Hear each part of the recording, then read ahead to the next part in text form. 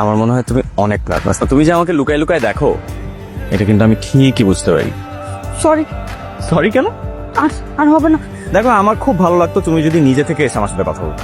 তোমার সাথে আমার একসাথে ক্লাস হয় না, কেন জানি তোমাকে আমার খুব ভালো লাগছে। তুমি কিন্তু সুপার রান্না করো, I am very impressed. Thank you. তোমার জন্য তো সারা জীবন রান্না করতে আমার কোনো সমস্যা নাই। তোমাকে পার্মানেন্ট বুয়া হিসাবে অ্যাপয়েন্টমেন্ট দিয়ে দিই। তোমার চোখে আমি ছাড়া কিচ্ছু নেই। তুমি কিন্তু তোমার মনের কথাগুলো আমাকে চাইলেই বলতে পারো। পারবো না। যেদিন তুমি তোমার কথাগুলো সবার সামনে আমাকে বলতে পারো না, সেদিন থেকে তুমি আমার নজর না। মনের সব কথাগুলা এই চিঠির মধ্যে লিখছি। তুমি একটু বইয়ের ওপরে তুই বাজিতে দিচ্ছ?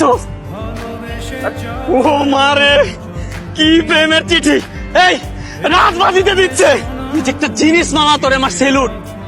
কলেজের এই বিশ্রী মেয়েটা এখন তোর প্রেমে হাবুডুবু খাইতেছে। আর তোরেও বলি, তুই কি পাগল? তোর এই চেহারা নিয়ে তুই রাজের সাথে আসছিস প্রেম করতে?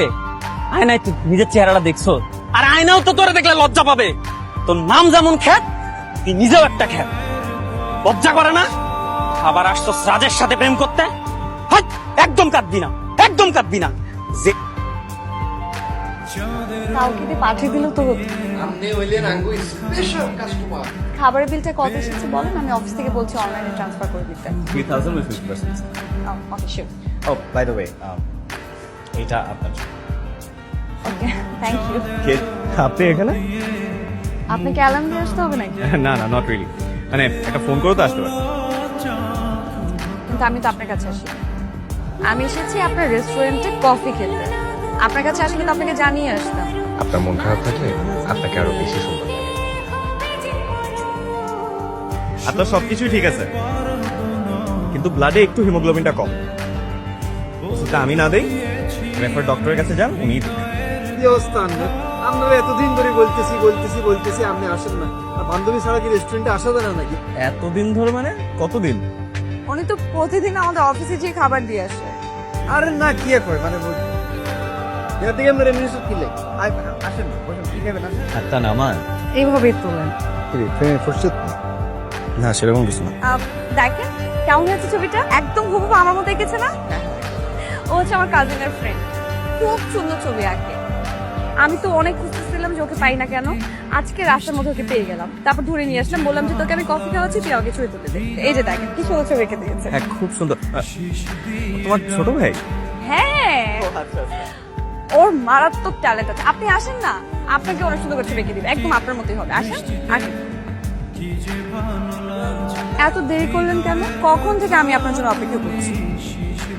কি করবো বলুন ম্যাডাম, টিউশনি শেষ করে বাইরে তখন ঝুম বৃষ্টি। আমার জন্য তো আর গেটের বাইরে কেউ মার্সিডিজ নিয়ে দাঁড়িয়ে থাকবে না যে ড্রাইভার কুনিশ নিতে নিতে আমি হুট করে ঢুকে পড়বো। তাই ঝুম বৃষ্টি মাথায় নিয়ে কাদা জল ভেঙে গরিবের গাড়িতে মানে দু পায়ের উপর ভরসা করেই আসতে হয় আপনার আমন্ত্রণ লোক। ভিজে গেছো দেখছি, কাছে এসো তো, রুমাল দিয়ে মুছে দিই। আমি ভাবলাম তুমি তোমার শাড়ির আঁচল দিলে আমাকে মুছিয়ে দেবে। ঠিক আছে, রুমালি সই। বাপরে বাপ, আপনার তো দেখছি পুরোটাই মুখস্থ, অথচ আমি নিজেও পারি না পুরোটা। আপনি কিভাবে বুঝলেন যে আমি এই কবিতার প্রথম অংশটা বলেছি? কারণ আপনি যে অংশটা বলেছেন সেটা আপনার হাতের ওই বইটা থেকেই নেওয়া। আমি আপনাকে একটা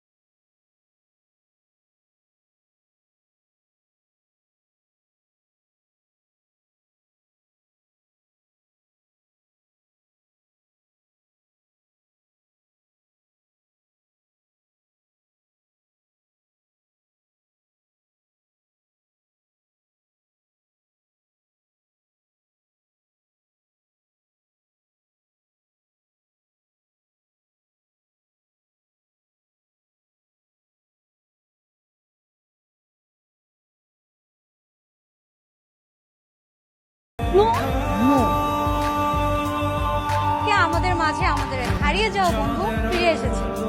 গত 8 বছর ধরেও আমরা যাকে খুঁজে পাইনি সে আর কেউ নয়, আমাদের বন্ধু আকলিমা। দীর্ঘ 8টা বছর আমি ছিলাম না তোমাদের মাঝে। এই যে ছিলাম না, এর পিছনে কিন্তু তোমাদের কারো কোনো দোষ নেই। আর কার জন্য আমি হারিয়ে গিয়েছিলাম সেটাও হয়তো তোমরা জানো। এখন তো দেখতেই পাচ্ছ নিজেকে এতটাই পরিবর্তন করেছি যে আমার নামটা পর্যন্ত আমি চেঞ্জ করে ফেলেছি। আকলিমা থেকে এখন আমি মেঘা। সবাই আমাকে মেঘা নামে চেনে।